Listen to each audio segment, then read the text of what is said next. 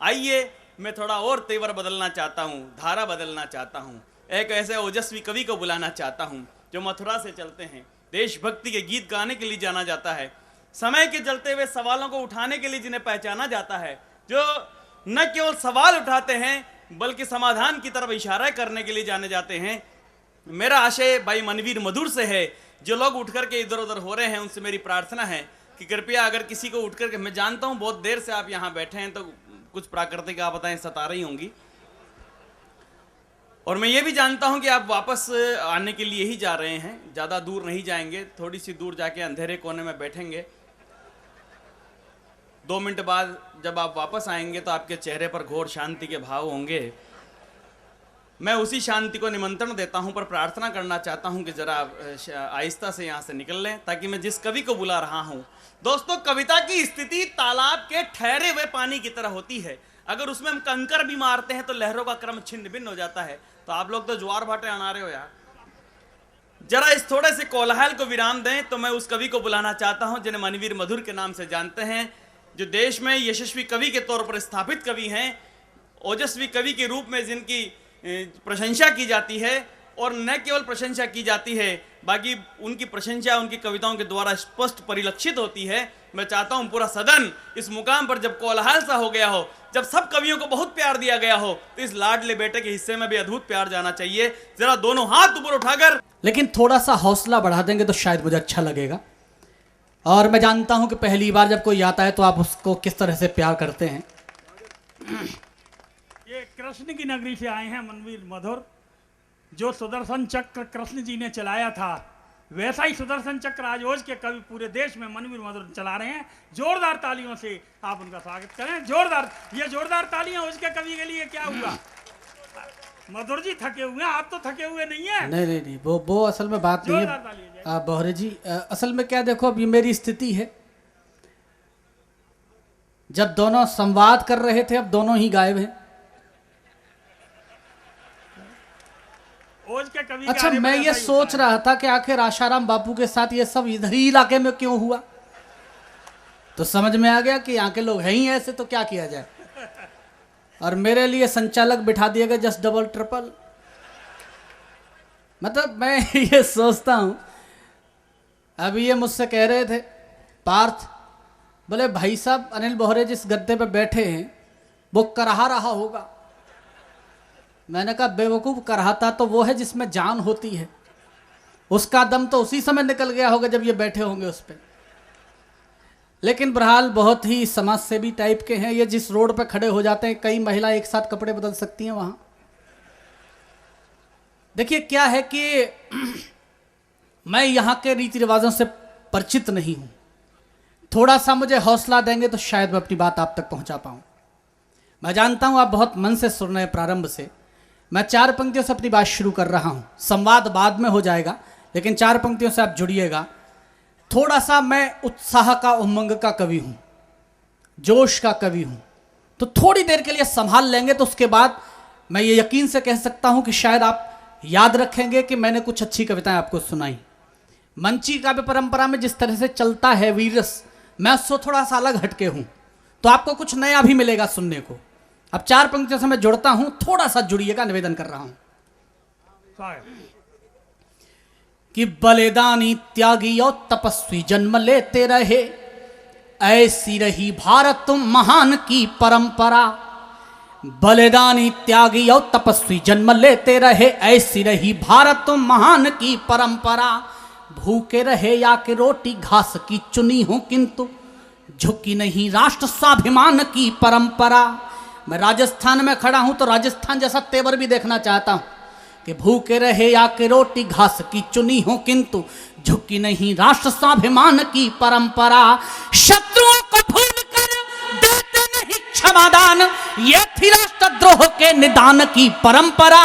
अरे एक भी हाथ खामोश ना रहे, तालियां इतनी जोर से बजाना कि दिल्ली में बैठा हुआ सरदार असरदार भी होना शुरू हो जाए कि शत्रुओं को भूल कर देते नहीं क्षमादान, ये थी राष्ट्रद्रोह के निदान की परंपरा। 2 तो युद्ध में शहीद, 2 चुने गए, दीवार टूटने नहीं दी बलिदान की परंपरा। 2 तो युद्ध में में शहीद दो चुने गए दीवार, टूटने नहीं दी बलिदान की परंपरा। और गर्व करना इस बात पर। मातृशक्ति के बारे में बहुत कुछ कहा गया। मैंने कहा मैं यूपी से हूं, लेकिन मैं राजस्थान के बारे में भी एक महत्वपूर्ण बात बताता हूं। पूरे विश्व का चरित्र उठाकर पढ़ना, जो तेवर यहां का है वो कहीं का नहीं है पूरे विश्व में। सुनिएगा, मैं निवेदन करता हूं कि भारतीय नारी का चरित्र देखिएगा मित्र। थोड़ी देर के लिए आप उत्साह में आइए कि भारतीय नारी का चरित्र देखिएगा मित्र। उन्नत जो कर देश का ललाट देती है, झांसी वाली रानी निज शौर्य दिखलाते हुए रणभूमि शत्रु के शवों से पाट देती है। जिस पत्नी के मोह में जो भटके वो खुद खोल पथ की ही बुद्ध के कपाट देती है। और इस एक पंक्ति पर एक भी हाथ खामोश ना रहे कि भारतीय नारी का चरित्र देखिएगा मित्र। उन्नत जो कर देश का ललाट देती है, झांसी वाली रानी निज शौर्य दिखलाते हुए रणभूमि शत्रु के शवों से पाट देती है। जिस पत्नी के मोह में जो भटके वो खुद खोल पथ की ही बुद्ध के कपाट देती है। रत्ना दिखाती राह दास तुलसी को, और हारी रानी अपना ही शीश काट देती है।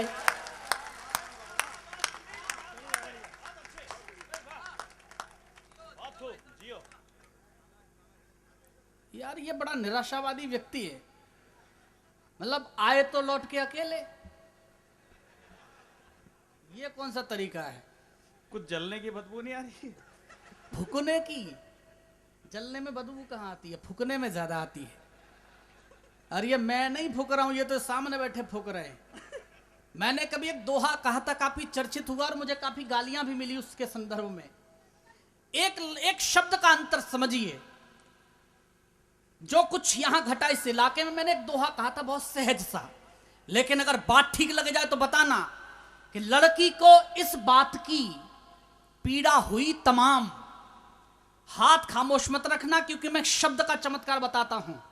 लड़की को इस बात की पीड़ा हुई तमाम, आशा की थी राम की, मिल गए आशा राम। वाह वाह वाह वाह वाह वाह। कि रत्ना दिखाती राह दास तुलसी को, और हारी रानी अपना ही शीश काट देती है। अब थोड़ी देर के लिए और ऊर्जा में आइए कि जीते जी यहां पे इतिहास गढ़ते हैं, और मर कर अमर कहानी बन जाते हैं। ये हम हैं, ये राजस्थान है और ये हिंदुस्तान है। कि जीते जी यहां पे इतिहास गढ़ते हैं, और मर कर अमर कहानी बन जाते हैं। इस भूमि पे दधीच देवों की सुरक्षा हेतु हड्डियों को दे के महादानी बन जाते हैं। इस भूमि पे दधीच, और किसी ने कहा भी कि अमीरी की तो ऐसी की कि अपना घर लुटा बैठे। अमीरी की तो ऐसी की कि अपना घर लुटा बैठे, और फकीरी की तो ऐसी की कि उसके घर में जा बैठे। है जिसे चाट कान्हा खुद ईश्वर के मानी बन जाते हैं। उद्धव से ज्ञानी यहां मूर्ख बन जाते, और कालिदास जैसे मूर्ख ज्ञानी बन जाते हैं। बात है, अरे जियो मनवीर, बहुत अच्छे। उद्धव से ज्ञानी यहां मूर्ख बन जाते, और कालिदास जैसे मूर्ख ज्ञानी बन जाते हैं। इस देश में बहुत कुछ ऐसा भी हुआ। मुंबई में हमला हुआ, आप सबको पता है, आप सबने देखा होगा। और यह बात मैं महत्वपूर्ण इसलिए भी कहता हूं, मैं राजस्थान में खड़ा हूं, जहां की परंपरा है कि सरहद जब जब सर और खून मांगती है, सबसे पहले यहां के बेटे बलिदान होने के लिए तैयार होते हैं। तो थोड़ी सी ऊर्जा मुझे दीजिएगा। एक शहीद हुए 19 अगस्त, उनका शव केरल पहुंचा। मुख्यमंत्री का आगमन हुआ। पिता ने आक्रोश में कह दिया कि मुझे राजनीतिक सहानुभूति नहीं चाहिए, क्योंकि राजनीति अगर इतनी ही बेहतर होती तो देश को यह दुर्दशा नहीं देखनी पड़ती। उन्माननीय मुख्यमंत्री ने बाहर आकर मीडिया को बयान दिया कि वो तो ये शहीद हो गया, इसलिए मेरा आना यहां हुआ, वरना यहां कुत्ता भी नहीं आता। राजनीति की भाषा आजादी के 66 वर्षों में अगर इतनी विकृत हो जाए तो हिंदी कवियों से क्या अपेक्षा करते हैं आप? मैं राजनेताओं पर टिप्पणी नहीं कर रहा हूं, लेकिन मैं आपके उन बेटों की याद दिलाना चाहता हूं। हमें जरा सी ठंड लगती है, घर से निकलना बंद कर देते हैं। कभी सोचना, -20 में जो लोग आपकी रक्षा के लिए तैनात हैं, आपकी तालियों का जोश उठे तो इतना कि सरहद तक आवाज पहुंचे और उन्हें एहसास हो कि हमारे परिवार के लोग हमें याद करते हैं। मैं जवाब देता हूं, अगर ठीक लग जाए तो बताना। स्वागत मनवीर। कि सैनिकों के शौर्य पे न कोई प्रश्न चिन्ह, यदि ठाने शत्रु को ये जड़ से उखाड़ देते हैं। सैनिकों के शौर्य पे न कोई प्रश्न चिन्ह, यदि ठाने शत्रु को ये जड़ से उखाड़ देते हैं। कोई दो दो हाथ करना भी यदि चाहता तो एक बार में ही भूमि पे पछाड़ देते हैं। कोई दो दो हाथ करना भी यदि चाहता तो एक बार में ही भूमि पे पछाड़ देते हैं। कोई मातृभूमि पे कुदृष्टि डालता तो ऐसे आईनों के चेहरे बिगाड़ देते हैं। और दावा कर रहा हूं, एक क्षण के लिए अगर हिंदुस्तान जिया होगा आपने तो एक भी हाथ खामोश नहीं रहेगा कि कोई मातृभूमि पे कुदृष्टि डालता तो ऐसे आईनों के चेहरे बिगाड़ देते हैं। वंशज भरत के हैं, सामने हो सिंह के भी, खेल खेल में ही जबड़े को फाड़ देते हैं। अरे जियो मनवीर, जियो, जिंदगी भर जियो। वंशज भरत के हैं, सामने हो सिंह के भी, खेल खेल में ही जबड़े को फाड़ देते हैं। वार करते हुए आतंकी जान लेते काश, भारतीय लहू की रवानी जाग जाती है। वार करते हुए आतंकी जान लेते काश, भारतीय लहू की रवानी जाग जाती है। आतुर जो मातृभूमि पे चढ़ाने शीश, क्रांतिकारियों के शौर्य की कहानी जाग जाती है। यदि भारतीय अस्मिता पे चढ़ाने लगे, पौरुष की यान स्वाभिमानी जाग जाती है। शत्रु हो समक्ष युद्ध कौशल में दक्ष, तब सैनिकों के बक्ष में भवानी जाग जाती है। कि शत्रु हो समक्ष युद्ध कौशल में दक्ष, तब सैनिकों के बक्ष में भवानी जाग जाती है। और ये स्थितियां हैं क्यों? 65 साल 66 वर्षों की राजनीति बताता हूं केवल 8 पंक्ति में, और शायद आप मेरा समर्थन भी करें कि आजादी का नाम मिला, पर क्या सचमुच आजाद हुए? आजादी का नाम मिला, पर क्या सचमुच आजाद हुए? गैरों से तो कम, अपनों से ही ज्यादा बर्बाद हुए। गैरों से तो कम, अपनों से ही ज्यादा बर्बाद हुए। अब तक हम इतिहास गिरावट का ही गढ़ते आए हैं। अब तक हम इतिहास गिरावट का ही गढ़ते आए हैं।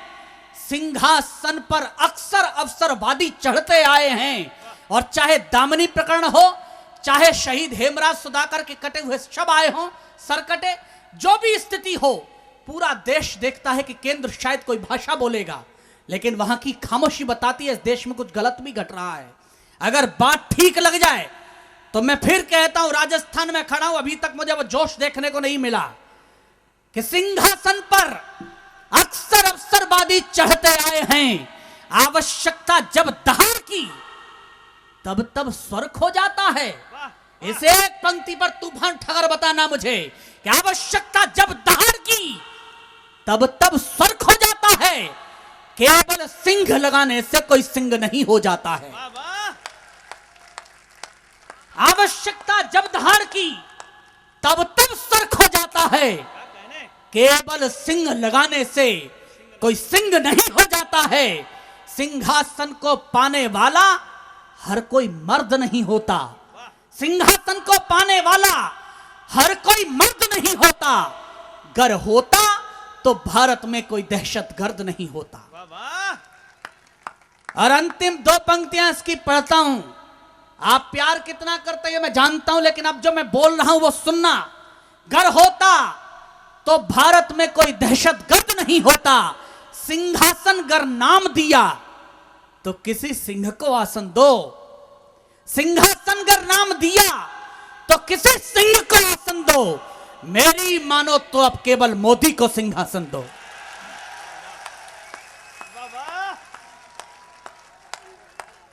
जियो, जिंदगी भर जियो। इतनी आवाज बालोतरा तक नहीं पहुंच रही, दिल्ली तक क्या पहुंचेगी?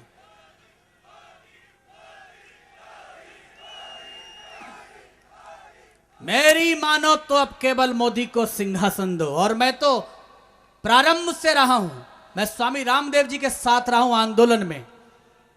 और एक बात और बता दूं, अभी 5 को आ रहे हैं, वो स्वामी जी के साथ ही आ रहे हैं दिल्ली में। लेकिन अब पंक्ति सुनना, ऐसा क्यों होता है कि गुजरात ही सबसे ज्यादा बोलने की क्षमता रखता है? देश को जब जब आवश्यकता होती है, चाहे गांधी के रूप में हो, चाहे पटेल के रूप में हो, चाहे दयानंद सरस्वती के रूप में हो, या फिर इस समय मोदी के रूप में हो, पूरा देश खामोश होता है। बदतमीजियों पर कोई बोलना नहीं चाहता। लेकिन मैं जो 4 पंक्तियां बोल रहा हूं, अब सुनना कि भारत को जब जब प्यार की जरूरत थी, तब तब ही दिया था प्यार गुजरात ने। भारत को जब जब प्यार की जरूरत थी, तब तब ही दिया था प्यार गुजरात ने। यानी बापूजी के पुण्य चरणों की प्रेरणा से मिली शांतिवादी मनोहार गुजरात से। किंतु क्षत्र बुद्धिजीवी तुष्टिकरण के साथ करने लगे थे प्रतिकार गुजरात से। तब नर नाहर नरेंद्र के स्वरों में गूंजी बख्श फाड़ती हुई हुंकार गुजरात से। तब नर नाहर नरेंद्र के स्वर में गूंजी बख्श फाड़ती हुई हुंकार गुजरात से। और मैं तो कहता हूं, ये राजस्थान, ये गुजरात, ये उर्वरा भूमि है कि शत्रुओं के वार का जवाब देने में प्रवीण, सदा रहे ऊंचा ऐसा भाल तो पैदा किया। कि शत्रुओं के वार का जवाब देने में प्रवीण, सदा रहे ऊंचा ऐसा भाल तो पैदा किया। षड्यंत्रकारियों की धज्जियां उड़ा सके जो, ऐसा एक ही सही भूचाल तो पैदा किया। षड्यंत्रकारियों की धज्जियां उड़ा सके जो, ऐसा एक ही सही भूचाल तो पैदा किया। राष्ट्र स्वाभिमान के लिए जो काल बने हुए, उनके लिए भी महाकाल तो पैदा किया। इस बार दोनों हाथ ठाकर बताना मुझे कि राष्ट्र स्वाभिमान के लिए जो काल बने हुए, उनके लिए भी महाकाल तो पैदा किया। शिवाजी से स्वाभिमान वाला मात भारती ने मोदी भाई जैसा एक लाल तो पैदा किया। वाह वाह वाह वाह।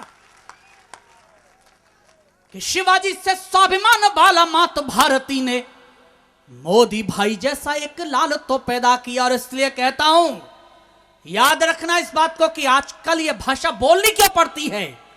शांत के ताप से रावण नहीं पिघलता है, शांत के ताप से रावण नहीं पिघलता है, भूख हड़ताल से लंका नहीं जला करती। शांत के ताप से रावण नहीं पिघलता है, भूख हड़ताल से लंका नहीं जला करती। राम कहते हैं, बिना युद्ध किसी को वापस अपने सम्मान की सीता नहीं मिला करती। राम कहते हैं, बिना युद्ध किसी को वापस अपने सम्मान की सीता नहीं मिला करती। हम तो इस देश के बेटे हैं जिसकी मिट्टी के जर्रे जर्रे से यही सीख मिला करती है। हक तो मिलता है, उसे छीन ले जो दुनिया से, मांगने से तो फकत भीख मिला करती है। इसलिए यह भाषा है। आइएगा, मैं एक गीत निवेदन करना चाहता हूं जो मेरे मिशन का गीत है। और यह स्थिति तमाम युवा मित्र यहां बैठे हैं, हो सकता है किसी चैनल के माध्यम से यह कविता आपने सुनी हो, लेकिन हिंदी कवि सम्मेलन के मंच की एकदम अलग कविता है जो मैं आपको सुना रहा हूं। इस समय सबसे ज्यादा जो आवश्यकता है नए लड़कों को बचाने की है, नई पीढ़ी टीनेजर्स को बचाने की है। आए दिन समाचार पत्रों में आप पढ़ते रहते हैं कि उसने आत्महत्या कर ली, वो ट्रेन से कट के मर गया। मैं कहता हूं, बच्चों में हिम्मत भरिए। 2014 में सबकी आवश्यकता है।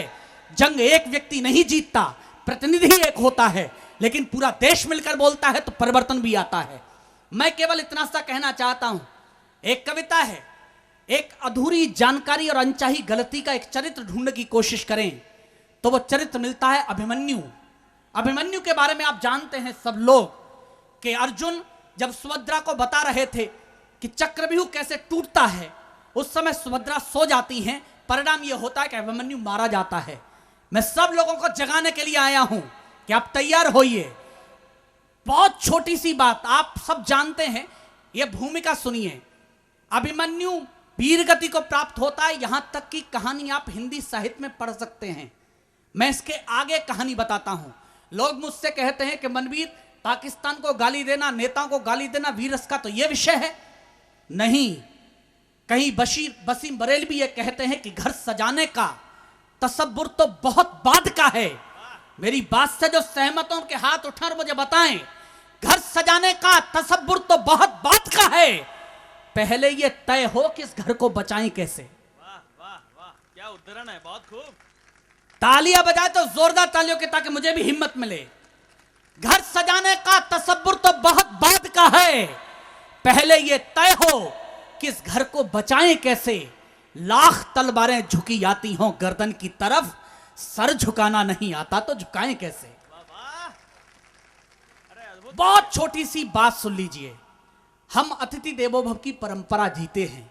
नई लड़की जब दुल्हन बनकर घर में प्रवेश करती है, मां शक्ति भी सुने, पिता तुल्य बुजुर्ग भी सुने, नई लड़की दुल्हन बनकर घर में प्रवेश करती है, हफ्तों तक उत्सव मनता है, लेकिन जब नन्हा शिशु गर्भ में होता है उस समय हम लापरवाह होते हैं। लड़ाई है तो है, तनाव है तो है, फिर हम कहते हैं कि हमारा बच्चा तो गधा निकल गया। मेडिकल साइंस भी इस बात को कहता है कि गर्भावस्था के दौरान जिस वातावरण में माएं रहती हैं उसका असर बच्चे के मस्तिष्क पर जाता है। तो तय करिए कि आप किस पीढ़ी का निर्माण करने वाले हैं। और एक अंतिम बात कहते हुए कविता शुरू कर रहा हूं। वीर गति का अभिमन्यु प्राप्त होता है, मां को सूचना मिलती है, बेहोश हो जाती है। उस समय अभिमन्यु जाता है, मां के मस्तिष्क में आता है और मां से शिकायत करता है कि मां, अगर एक गलती नहीं होती हुई हो अनचाही तो मैं महाभारत की दिशा बदल देता।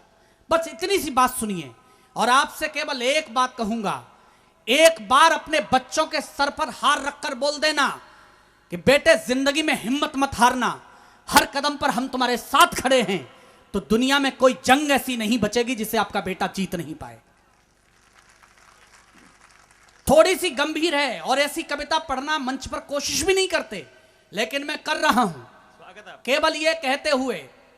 अभिमन्यु बोलता है, मां से शिकायत करता है, सुनिएगा, निवेदन करता हूं कि ना संस्कार में क्षरण रहे। और इस बात का दावा कर रहा हूं, अगर आपने मन से सुन ली तो जिंदगी भर भूलेंगे नहीं। कि ना संस्कार में क्षरण रहे, धुंधला न कहीं आवरण रहे, कोई मां हो गर्भ अवस्था में सुंदरतम वातावरण रहे, कोई मां हो गर्भ अवस्था में सुंदरतम वातावरण रहे। चूक हुई तो जाने क्या क्या दर्द उठाना पड़ता है। इस एक पंक्ति पर तालियों के साथ मुझे आदेशित करना कि मैं ढंग से पूरी कविता सुनाऊं। कि चूक हुई तो जाने क्या क्या दर्द उठाना पड़ता है, मुझसे पूछो इसका कितना मूल्य चुकाना पड़ता है, मुझसे पूछो इसका कितना मूल्य चुकाना पड़ता है। ना संस्कार में क्षरण रहे। पहला बंद सुनिए, वो मां से कहता है कि डाल दिया व्यूह तोड़ने की जो कला का बीज, सोती हुई मुझको जवानी जगानी पड़ी। डाल दिया व्यूह तोड़ने की जो कला का बीज, सोती हुई मुझको जवानी जगानी पड़ी। युद्ध हो रहा हो कौन योद्धा शांत रहता है, जोश था तो वीरता की आन निभानी पड़ी। लोहा मान गया मेरे युद्ध कौशल का विश्व। भीष्म ने कहा कि दुर्योधन, तेरे पास अगर अभिमन्यु जैसा एक बेटा होता तो महाभारत 2 दिन में खत्म हो जाता। लोहा मान गया मेरे युद्ध कौशल का विश्व, उंगली सभी को दांतों तले दबानी पड़ी। अनजाने गलती हुई थी आपसे, परंतु कीमत मुझे तो जान दे के चुकानी पड़ी। कि अनजाने गलती हुई थी आपसे, परंतु कीमत मुझे तो जान दे के चुकानी पड़ी। जड़ें रहें कमजोर तो पौधे को मुरझाना पड़ता है, जड़ें रहें कमजोर तो पौधे को मुरझाना पड़ता है। मुझसे पूछो इसका कितना मूल्य चुकाना पड़ता है। ना संस्कार में क्षरण रहे।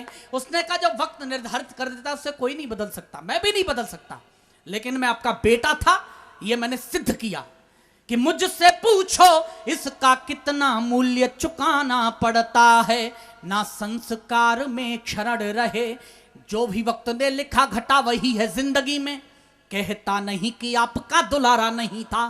जो भी वक्त ने लिखा घटा वही है जिंदगी में, कहता नहीं कि आपका दुलारा नहीं था। शौर्य पुत्र व्यूह नीति जानते नहीं थे, और मुझको भी शीश झुकना गवारा नहीं था। युद्ध लड़ने गया वो तेरे गर्भ की ही सीख, कौन कहेगा जवाब में करारा नहीं था। और इस एक पंक्ति पर उसके आत्मविश्वास पर आपकी तालियां देखना चाहता हूं कि लोहा मान गया कि जो भी वक्त ने लिखा घटा वही है जिंदगी में, कहता नहीं कि आपका दुलारा नहीं था, शौर्य पुत्र व्यूह नीति जानते नहीं थे, और मुझको भी शीश झुकना गवारा नहीं था। युद्ध लड़ने गया वो तेरे गर्भ की ही सीख, कौन कहेगा जवाब में करारा नहीं था।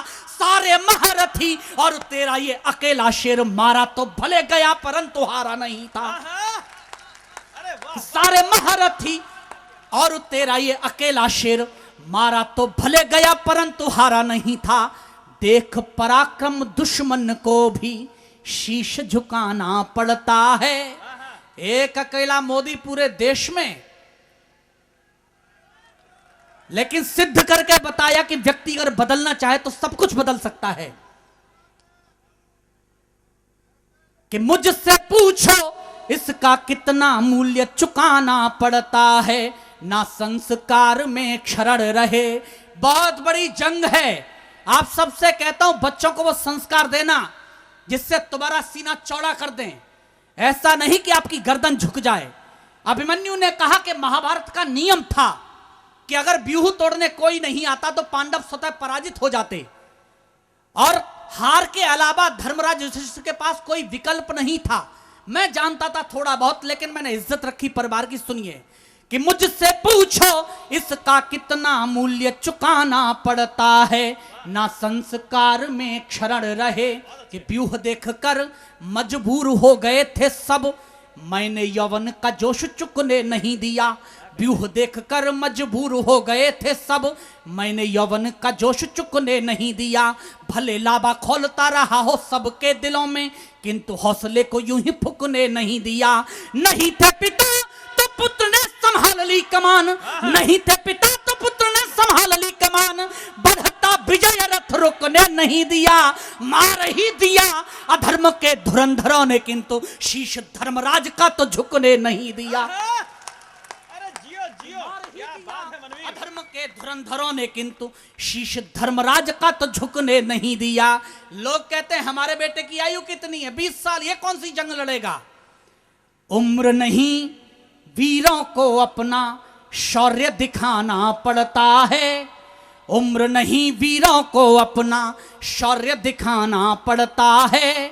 मुझसे पूछो इसका कितना मूल्य चुकाना पड़ता है, ना संस्कार में क्षरण रहे। मैं अंतिम पंक्तियां पढ़ता हूं और आपसे विदा लेता हूं, अभिमन्यु भी विदा लेता है।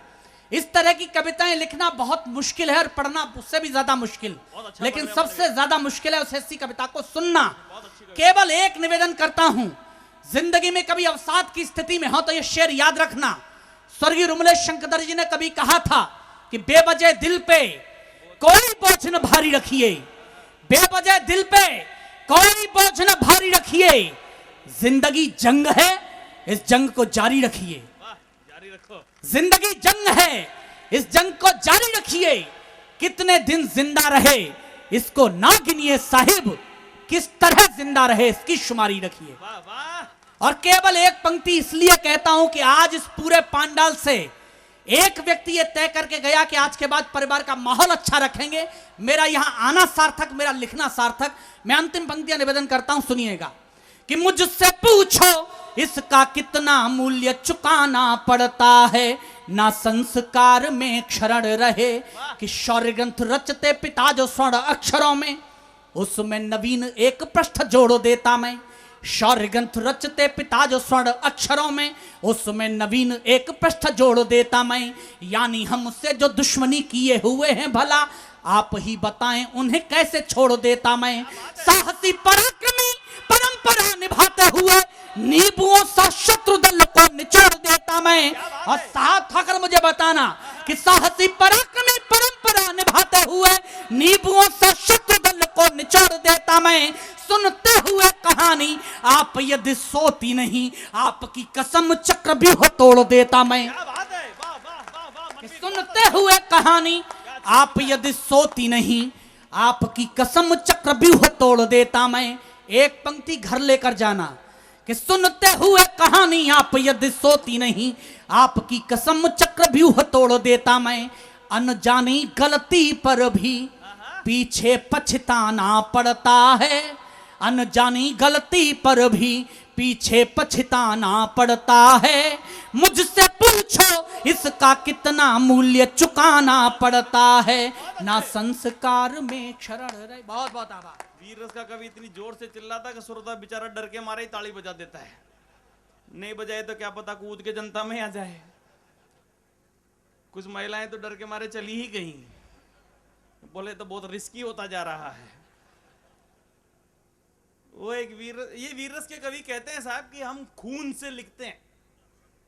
हम कहते हैं भाई हम तो शाही से ही लिखते हैं, ज्यादा जोश आ जाओ तो लाल शाही से लिख देते हैं, खून बचा के रखते हैं, पता नहीं कब वतन को जरूरत पड़ जाए। मेरा काम तो हंसने हंसाने का ही है। पर बहरहाल कवि सम्मेलन ने जिस तेवर में स्थापित कर दिया मनवीर ने, बहुत अद्भुत कर दिया। इतनी अद्भुत कविता का पाठ यहाँ पर किया गया। हम लोग हास्य रस के कवि हैं, वीरस के कवियों पर चुटकियां लें वो एक अलग बात है, पर आज जिस तरह के वीरस के रचनाकार इस स्टेज पर आपको देखने को सुनने को मिल रहे हैं, कवित्री कविता जी को आपने सुना, लगा कि एक अच्छी कविता का पाठ यहाँ पर हुआ। मनवीर मधुर जब वीरस की कविता पढ़ के गए तो लगा कि कवि सम्मेलन बहुत अद्भुत हो रहा है। और अभी तो वीरस के शिरोमणि माननीय अब्दुल गफ्फार साहब यहाँ पर विराजमान हैं, वो जब आएंगे तो शब्द शिल्प के साथ भावना और संभावना का ऐसा जादू स्थापित करेंगे कि आपका मन भीतर से तालियों की गड़गड़ाहट करने के लिए बाध्य हो जाएगा। ये लोग ही उठ करके आ रहे जा रहे हैं, जरा शीघ्रता से प्रस्थान करें। हाँ, मैं कह रहा था कि वीररस का कोई खास मामला नहीं है। वो एक वीररस के कवि की शादी हुई, वो गया सुहागरात में कमरे में, जाते ही पहले वंदे मातरम से शुरू हुआ। लुगाई भी पढ़ी लिखी थी, उसने 6x6 के बेड को मंच बनाया और राष्ट्रगान चालू कर दिया। उसके बाद संसदीय कार्रवाई समाप्त, फिर काव्य पाठ होना भी नहीं था। वो एक और वीरस के कवि की शादी हुई, वो भी गया सुहागरात में कमरे में, जाते ही पत्नी से बोला निवेदन करना चाहता हूं। वो बेचारी डर के मारे बेहोश हो गई, बोला इसमें तो भूत पलीत आते दिखते हैं। बस जोर जोर से बोलो तो वीरस पैदा होने लग जाता है। एक वीरस का कवि आया, मंच पर जोर से चिल्लाया हम दुनिया में आग लगा देंगे। एक श्रोता बोला तेरी बीड़ी बुझ गई, पहले उसको तो जला ले। वो एक वीरस का कवि तो घर में ही चिल्ला रहा था, लुगाई के सामने डूंगर जी जोर जोर से गा रहा था तख्त बदल देंगे, ताज बदल देंगे, तख्त बदल देंगे, ताज बदल देंगे। लुगाई बोली रहा 10 दिन हो गए नहाए हुए, पहले चड्डी बनियान तो बदल ले। पर दोस्तों ये हास परिहास अपनी जगह होता है। मनवीर मधुर जैसा रचनाकार एक अच्छी रचना का पाठ करके जाता है, तब यहां पर इसे किसी महाकवि की 2 पंक्तियां याद आती जो सम्मान सहित सौंपने का मन करता है कि वो गली अंधों की है जहां तूने दुकान सुरमे की लगाई है। वो गली अंधों की है जहां तुमने दुकान सुरमे की लगाई है। अरे संग्रहालय में रखो यारो इस शख्स को, कम वक्त के स्वर में आज भी सच्चाई है, कम वक्त के स्वर में आज भी सच्चाई है। बहुत बहुत बधाइयाँ।